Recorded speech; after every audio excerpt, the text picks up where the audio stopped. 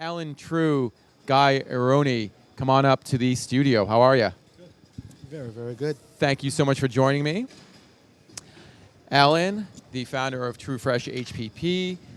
Guy, the CEO of NutriFresh Services. How's your NOSH live going? Good. Very good. Excellent. Yeah, very, very interesting lectures. A lot of new learning material. It's very exciting to see the new brands and the real rise in healthy food that is really obvious over the last 18 months. Yeah. So how do you work with some of these new brands? You know, what do you guys offer with your respective companies, and how do you work together? Yeah, so I think the difference that we felt in the very beginning of our evolution as an HPP provider is that the prior HPP infrastructure around the country was basically sort of a mom and pop, single owner infrastructure.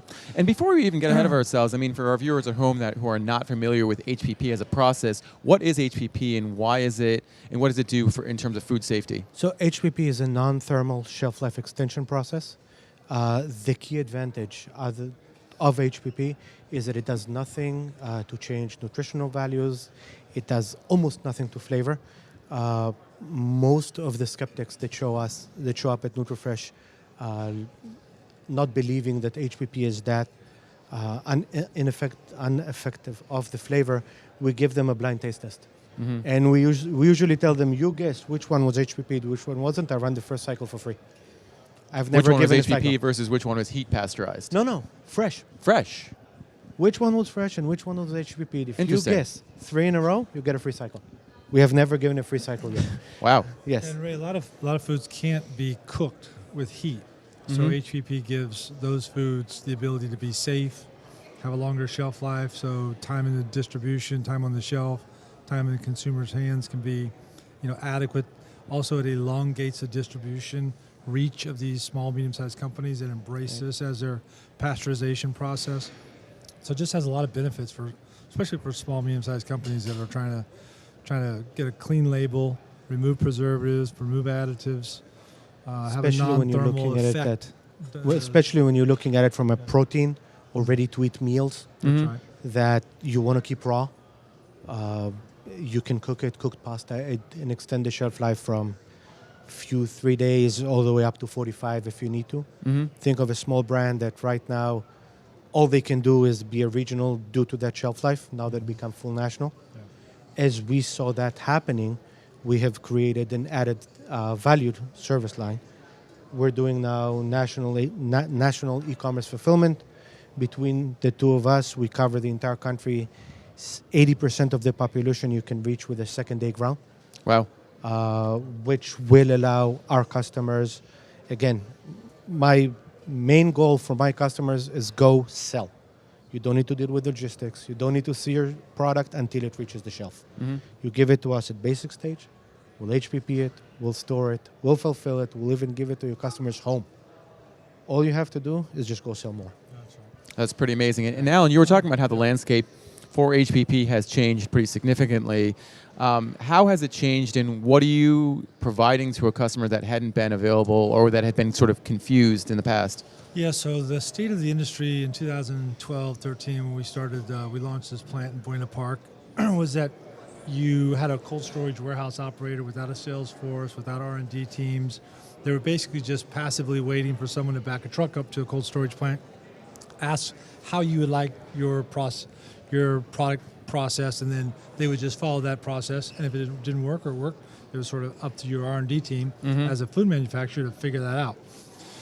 So the natural nexus of the next evolution of that business was that you would encompass a holistic approach. You'd enable customers to get from concept to shelf edge in a short amount of time by embracing their challenges on how they would get their containers lidded or sealed. How do you get to the machine? What different processing parameters and time, temperature, and pressure that you could adjust the machine. A lot of it before we came along was just a hit an 87,000 PSI for 3 minutes, and if it doesn't work, that's it, it's over. But we've been accommodating customers' product types and handling requirements. Some products are more delicate than others, so we'll adjust the parameters of the processing, speed and time and temperature, back-end handling, so that those customers can get an optimal result. and that's opened up a whole bunch of new categories that are new to HPP. We see a lot of hummus business, even topped hummus coming through. Salsa business has been there for a while. We see the bar business evolving with fresh bars. A lot of meats coming through, a lot of value-added meats, a lot of marinated meats. We actually applied for 4 patents on the marination of meats through the machine. So there's a lot of unique things that we've been doing with food scientists and food technologists, paired up with the customers coming through the plant to give optimal results, out-of-the-box solutions, very custom solutions to people that just didn't have them before. They were just backing up to a warehouse and hoping it worked. It's really interesting. So what I'm hearing is that what you guys are offering is true partnership as opposed to just being a service provider and looking at sort of a 360 approach to solutions for companies. Correct. Yeah, Most of our brands start with us with maybe delivering single units, few hundreds. Within 6 months, with the right help, we managed to bring their cost to such a competitive spot that they can go full national. And you see guys who started with us less than a year ago with 10, 20 shipments a week are anywhere higher than 10,000 a week. Wow. And that's only due to the shelf life, to the safety. Imagine just from the responsibility aspect of it, you can now ship meals, you can now ship food safely. Yeah. And when you ship it raw, you never know who showed up and what might have happened to it. Right. Yeah, Ray, maybe I'll back up a little bit. So HPP is a recognized USDA kill step.